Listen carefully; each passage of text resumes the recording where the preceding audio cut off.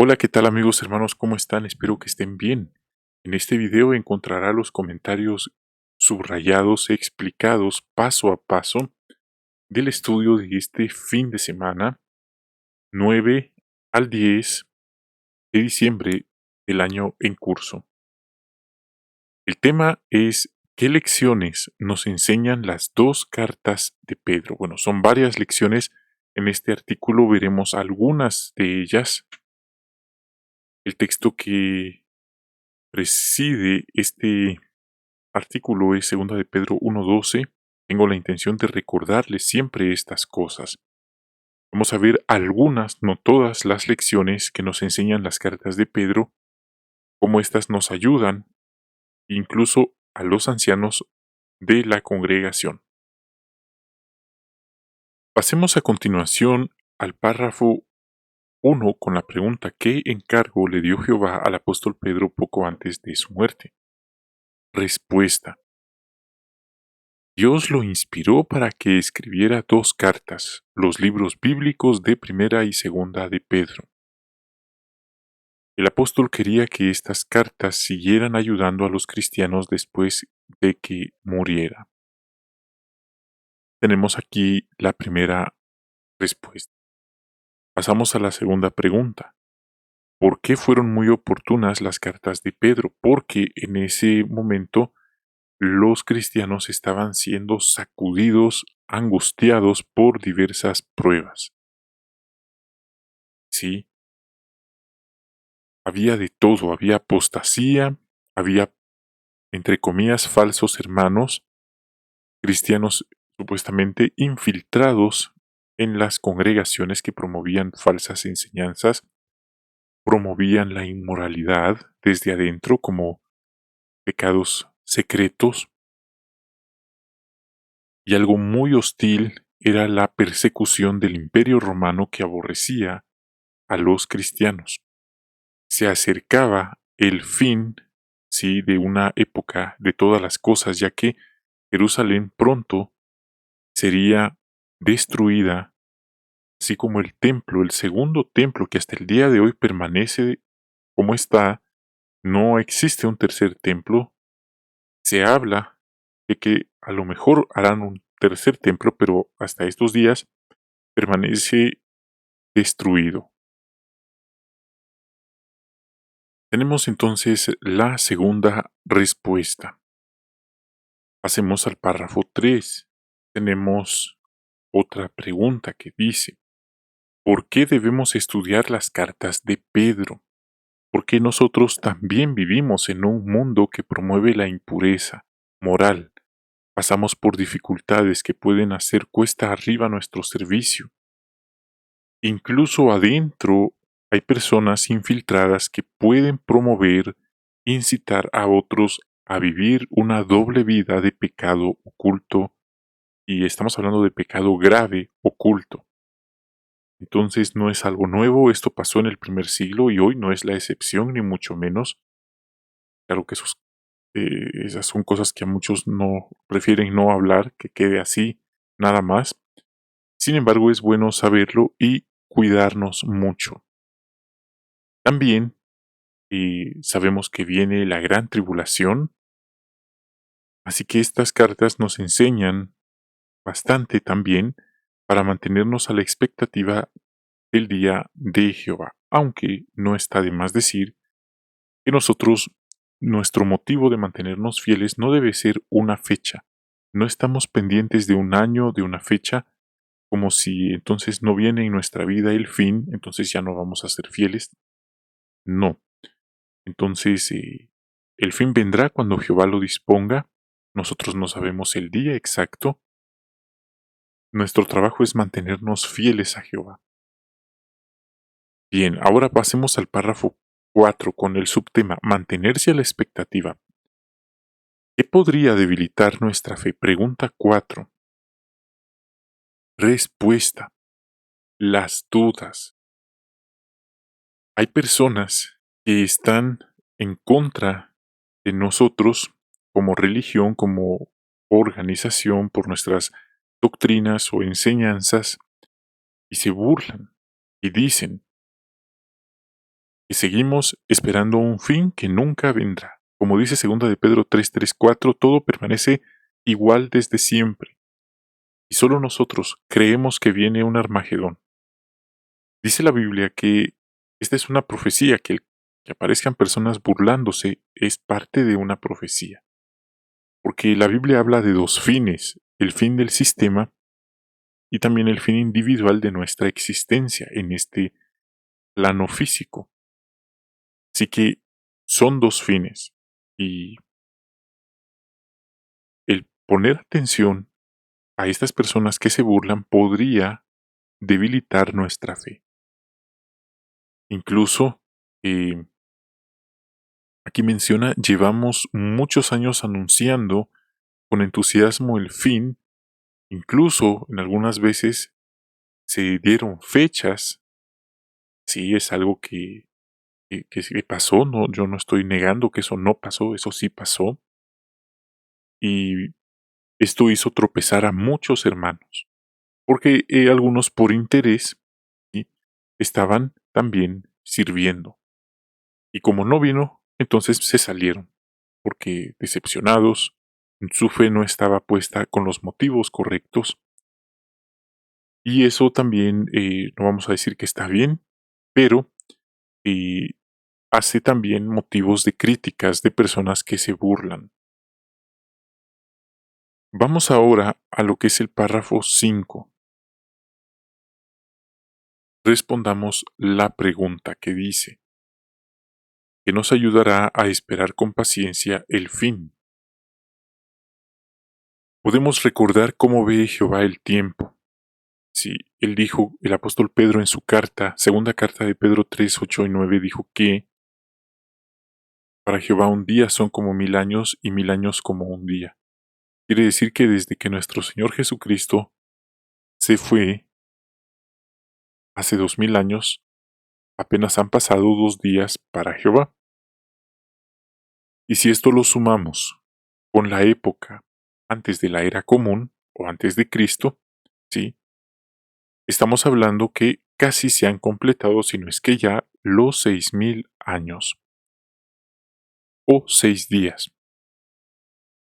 Entonces ahí está, y claro, Dios no quiere, igual que nosotros, que nadie sea destruido, pero eso es como eh, algo que uno quisiera que fuera de esa manera, pero eso es algo que no va a pasar, porque cada persona tiene libre albedrío, elige su vida como quiere vivir, y una prueba, un ejemplo de eso es el confinamiento. ¿Cuántas personas no se asustaron de ver el confinamiento, se imaginaron lo peor, entraron en crisis emocionales? Y ahora que todo volvió a la normalidad, las personas siguen viviendo su vida como siempre. Entonces fue nada más una emoción del momento, por interés, por miedo. Bueno, entonces ya vimos esto, ver las cosas como Jehová las ve. Y aunque Él es paciente, no quiere decir también que el fin no vendrá, sino todo lo contrario, solo que no a nuestro tiempo y no como nosotros vemos las cosas, sino como Jehová lo mira y lo traerá. Párrafo 6. ¿Cómo podemos estar muy pendientes del día de Jehová? Bien, no se trata de estar haciendo cálculos matemáticos para encontrar una fórmula o un año. Sí, porque alguien podría hasta decir, bueno, no sabemos el día, pero ¿qué hay del año? Para empezar, nosotros usamos un calendario, el gregoriano, que ese no se usó o no lo usaban los que escribieron la Biblia, sino era otro calendario, partiendo de allí. Pero la Biblia no dice que debemos de estar sacando cálculos matemáticos, sino más bien meditando cada día en lo que Jehová ha hecho por nosotros y lo que ofrece hacer por nosotros. Mantenernos, como dice la Biblia en 2 de Pedro 3, 11 y 12, en hechos de santidad y devoción piadosa, en vez de caer en la trampa de llevar una doble vida en pecado oculto. Quizás alguien razona así: salgo a predicar todas las semanas, asisto a todas mis reuniones, incluso asambleas. En secreto, vivo en adulterio, o en fornicación, o en secreto, la persona visita casas de citas, o tiene una aventura con alguien hasta de adentro de la congregación, pero es un secreto. Y tiene la idea que como lleva por otro lado una vida religiosa, eso compensa o eso le da cierta impunidad con su doble vida que está llevando.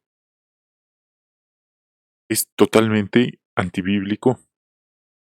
Lo dice segunda de Pedro 3, 11 y 12. No solo es una vida religiosa o de devoción piadosa, sino una vida de santidad. Y pocos logran llegar a tener ese nivel de santidad, de integridad, porque es más fácil ser religiosos que santos.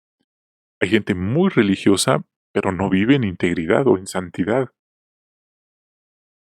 Bien, quizás podemos meditar un poco más sobre estas palabras.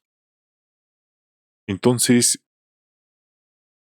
en otras palabras, seguimos llenando nuestras lámparas de aceite, cuidándonos de ese enfriamiento espiritual que está afectando. Subtema. Veamos una lección, otra lección, superar el temor a los demás. Párrafo 7. ¿Cómo puede afectarnos el temor a los demás? Respuesta. Temor a los demás puede hacer que no nos atrevamos a hablar, que nos quedemos callados. ¿Por qué? Por el miedo a los demás. Esto lo sintió el apóstol Pedro. Y, y es que las personas con solo ver a Pedro pudieron discernir que él era discípulo del Cristo, pero cuando le preguntaron él negó serlo. Entonces no se trata que nosotros tengamos que decirle a todas las personas que somos testigos de Jehová, sino más bien vivir, en otras palabras, practicar lo que predicamos sin necesidad de dar una palabra. Las personas notarán, sí, que somos diferentes en el buen sentido de la palabra. Y esto también es una forma de dar testimonio. En otras palabras, las personas pueden leer la Biblia, pero también pueden leer, por así decirlo, nuestro ejemplo, nuestra conducta.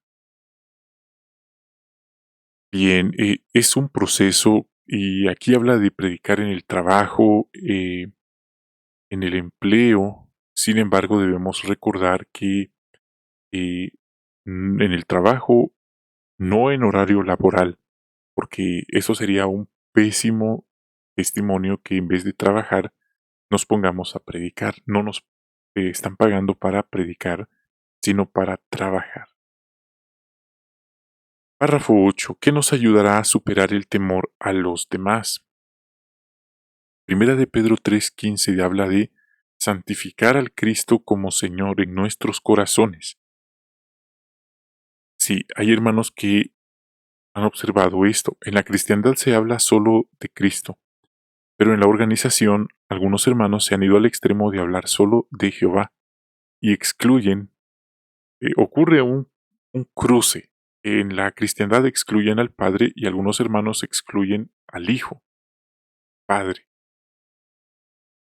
Pero tanto nuestro Padre Jehová como su Hijo Jesucristo deben estar presentes en nuestra vida espiritual, en nuestra fe. Entonces, es una observación para tomar en cuenta. Santificar al Cristo y estar preparados para presentar una defensa con respeto de nuestras creencias, dice 1 de Pedro 3:15. Podemos pensar en Jesús, imaginar que Él está con nosotros, dirigiendo su atención, incluso que Él está con nosotros. Cuando dice el texto en Mateo 28, 18 al 20, Él dice, me estoy con ustedes todos los días hasta la conclusión del sistema. Él no está muerto, Él está vivo. Es verdad, Él estuvo muerto, pero al tercer día fue levantado. Y ahora está gobernando en el cielo. sentado a la majestad, la mano derecha a la diestra del Padre. Y él prometió estar con sus seguidores hasta la conclusión o el final del sistema.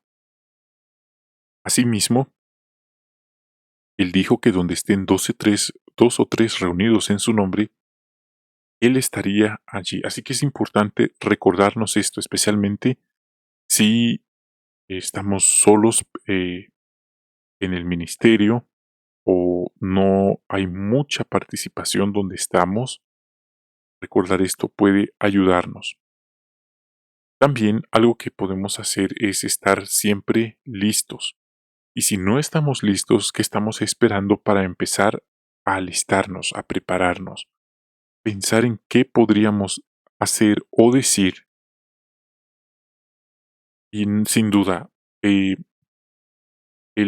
una de las formas de cuidarnos y de dar un buen testimonio es con nuestro buen ejemplo, nuestra honradez en el empleo, nuestra buena conducta, nuestra honestidad, no tomar cosas, aunque sean pequeñas, que no nos pertenecen, el cambio de un gasto que hicimos o quedarnos con cosas que no son nuestras, aunque pensemos que nadie lo va a notar, que no le afecta a nadie, esas pequeñas acciones son tomadas en cuenta.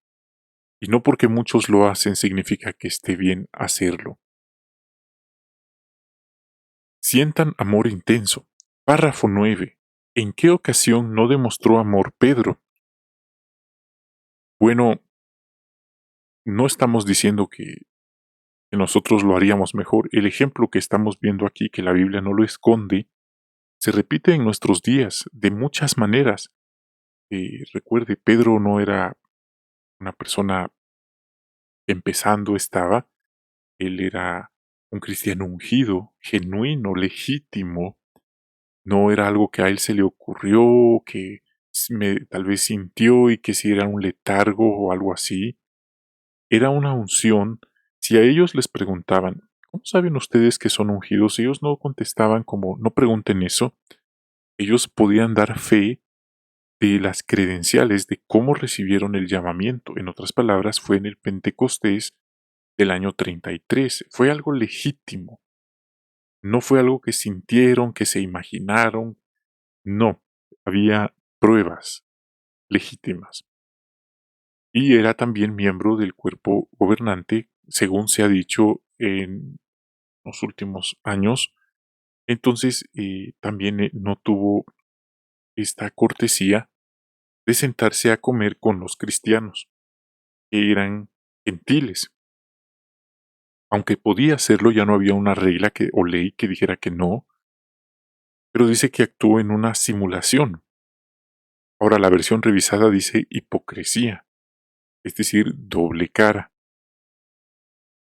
Y esa fue la vez que él no mostró amor. Prefirió comer solo con los de un grupo para que no se sintieran eh, como traicionados y dejó de comer con los del otro grupo que eran los gentiles. No fue amoroso, no fue genuino, fue una acción, dice el párrafo, hipócrita. Y la Biblia no esconde esta acción. Entonces, párrafo 10. ¿Qué nos ayuda a demostrar cariño fraternal sin hipocresía? Bueno, es un tema muy abarcativo realmente. eh, Podríamos pensar que hay de saludar a nuestros hermanos en vez de ignorarlos si los vemos en la calle o si los vemos en la reunión, quienes evitan saludar a los hermanos. ¿Qué hay de ayudar a los hermanos? Hablamos tanto de ayudar, hablamos tanto en los párrafos que ayudamos, que visitamos, que hay que hacer esto y lo otro, pero en la vida real muchas veces no se hace y es algo lamentable porque decimos una cosa pero en realidad estamos haciendo otra muy diferente y por eso menciona ahí un cariño sin hipocresía. Y hay hermanos que no tienen problema en ayudar al viajante, pero las viudas, los huérfanos y los necesitados de su congregación no los quiere ayudar esta persona. Es un ejemplo. Entonces, no estamos diciendo que esté mal tener una amistad con el viajante o con otros hermanos. Jesús tenía ciertas preferencias, pero hay una diferencia entre ser atento solo con un hermano porque nos va a dar beneficios y excluir a los demás de nuestro cariño o amor fraternal, como miramos a los hermanos de otras congregaciones, de barrios marginados o de otras razas o de eh, otros lenguajes donde se les discrimina por su etnia, por su raza, ¿cómo los miramos? A lo mejor alguien está en una congregación de un idioma extranjero, en inglés, ¿cómo mira a los hermanos nativos del lugar? ¿Los mira de menos? Podemos pensar, ¿saluda a los hermanos? Son pequeños detalles que, como dice la pregunta, reflejan un cariño sin hipocresía. Y está lo contrario, que es un cariño con hipocresía. Párrafo 11. ¿Qué implica amar intensamente desde el corazón? Esto transmite la idea de expandir amor a nuestros hermanos de manera natural, a quienes normalmente no amaríamos. ¿Cómo así? Por ejemplo, si un hermano nos hace daño o nos ofende, ¿qué vamos a hacer? ¿Cómo vamos a reaccionar? ¿Vamos a faltarle nosotros también? ¿Nos dijo una y nosotros le diremos tres? ¿O hasta iremos a los golpes o a los insultos? Imagínese, es complicado manejar estas situaciones y sobre todo si usted hizo un bien y la persona le está pagando mal, porque esto también ocurre. Hay hermanos que han ayudado a otros y estos otros después terminan hablando eh, chismes, calumnias de quienes los ayudaron, se les olvidó y son actitudes totalmente anticristianas. No es que siempre es todo blanco o negro, hay de todo.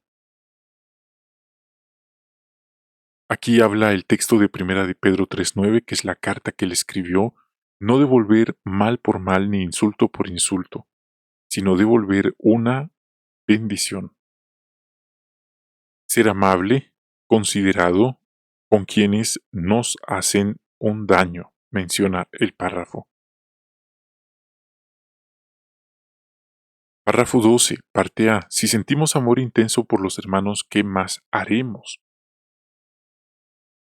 Bueno, aquí menciona que el amor, en Primera de Pedro 4:8, cubre una multitud de pecados. Entonces, es verdad, Jesús perdonó al apóstol Pedro. Sin embargo, el apóstol Pedro era el apóstol Pedro. Él realmente le pidió perdón al Cristo. No dice la Biblia que Jesús dijera lo mismo de los fariseos. Al contrario, él les dijo cómo van a escapar del juicio que viene sobre ustedes. Así que no es que, hermanos, esto significa que debemos tener un rótulo que diga algo así como golpéame, como fuera un rótulo que dice golpéame y nos tienen que golpear y nos tenemos que dejar y perdonar. La Biblia habla que Jehová perdona a quien está realmente arrepentido, si no, no vendría el Armagedón como un juicio sobre este sistema. Y nosotros, desde luego, perdonamos a los que nos ofenden y si nos piden perdón y están arrepentidos, por supuesto que los perdonamos. Si no nos piden perdón, no se los tomamos, por así decirlo, como la oportunidad para vengarnos después o devolverles mal por mal, personas que actúan mal a propósito y no se arrepienten, entonces en ese caso, por salud mental, emocional y hasta por el resguardo de su vida, cuídese, mantenga una sana distancia de ese tipo de personas. Y es aquí donde a veces algunos hermanos se van, se van a los extremos y tuercen los principios. Proverbios 17:15 habla que Jehová odia, detesta a quienes declaran justo a un malvado y a quienes los absuelven o los encubren. Dice la Biblia, está en Proverbios 17:15. Entonces algunos hermanos han actuado lamentablemente mal.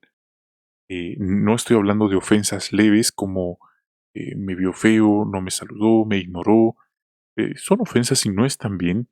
Estoy hablando ya de acciones ilegales, criminales, y hay quienes hablan de que hay que perdonar, y ese perdonar implica dejar el asunto olvidado, no ponerlo en conocimiento de las autoridades, y ahí se está incurriendo en un pecado que menciona Proverbios 17:15.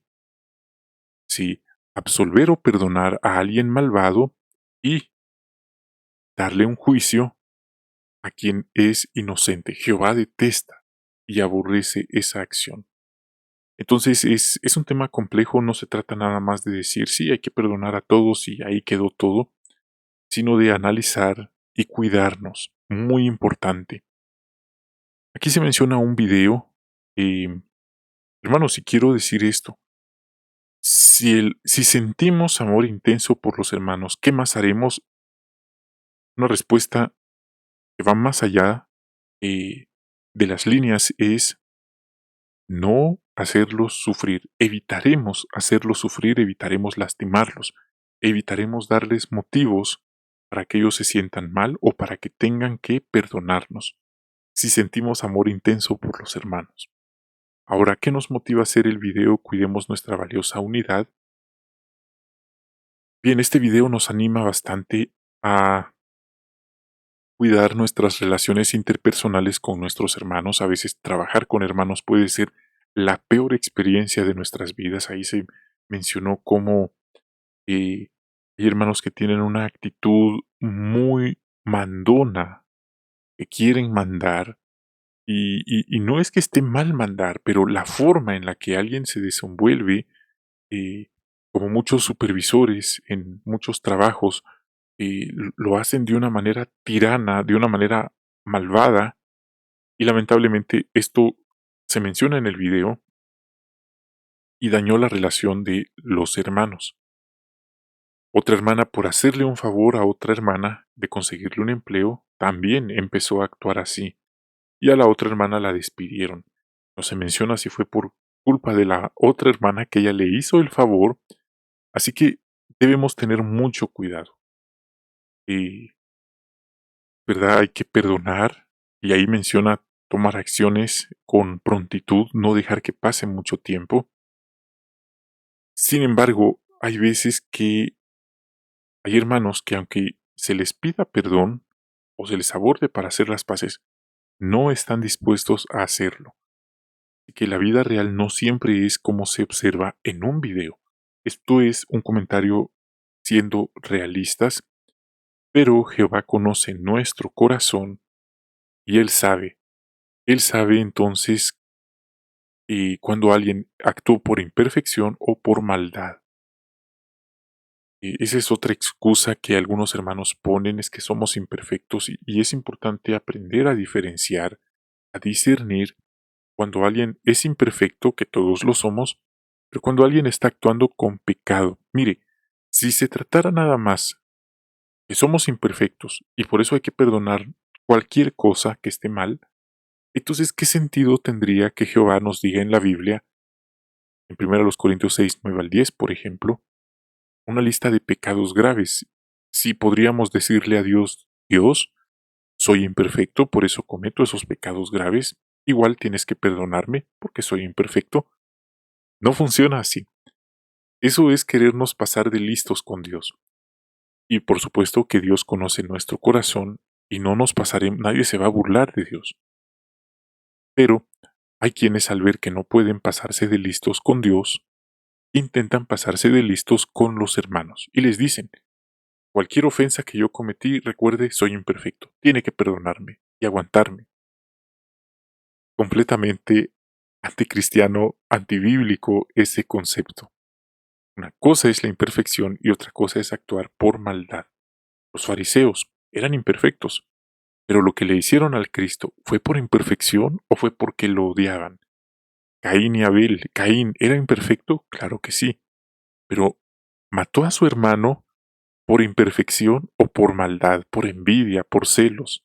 Los hermanos de José eran imperfectos, pero lo vendieron, simularon su muerte por imperfección o por maldad. Meditar en estos puntos, en estos hechos, puede ayudarnos a no hacer lo que dice Proverbios 17:15. Vamos a pasar ahora al ejemplo o lecciones para los ancianos. Párrafo 13. ¿Por qué puede ser difícil para los ancianos pastorear a sus hermanos? Porque los ancianos, bueno, tienen, menciona aquí, que trabajar. Ellos no reciben un sueldo o una mesada o algo que cubra sus gastos. Tienen necesidades físicas, emocionales, espirituales de ellos mismos y de sus familias. Se espera que apoyen la predicación, estén en las reuniones, tienen tareas adicionales. Algunos trabajan en comités de enlace, otros en LDC, otros apoyan trabajos de Betel a distancia, de manera remota en sus casas. Y, como dice el párrafo, si esto les está afectando en pastorear a sus hermanos, la modestia les va a ayudar a reevaluar, a replantearse si vale la pena que continúen en estas tareas extras que están sacrificando están realizando y están sacrificando a los hermanos. 14. ¿Por qué desean los ancianos pastorear el rebaño y qué puede ayudarlos? Esta es una pregunta personal.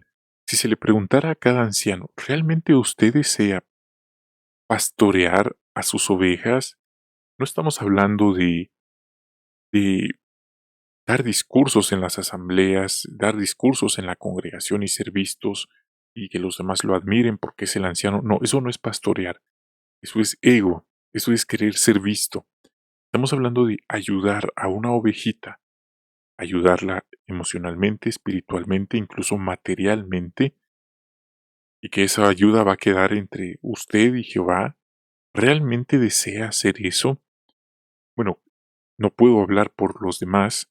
Cada quien tendría que responder esa pregunta si realmente, a lo mejor algunos dirán que no, que eso no les toca a ellos, una manera de evadir un deber, pero está en la Biblia.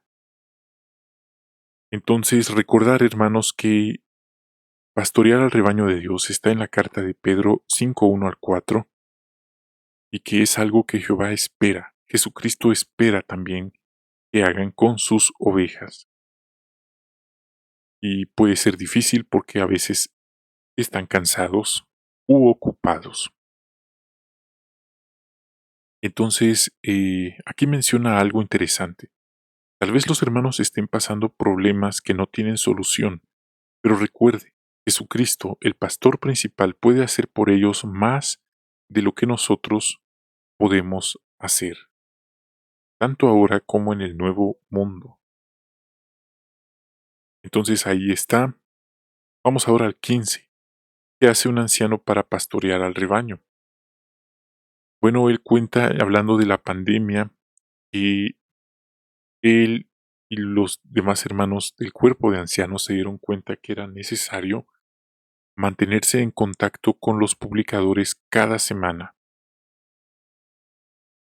Muchos estaban solos en casa y no tenían la compañía de alguien más, solo de sus pensamientos. ¡Qué tortura!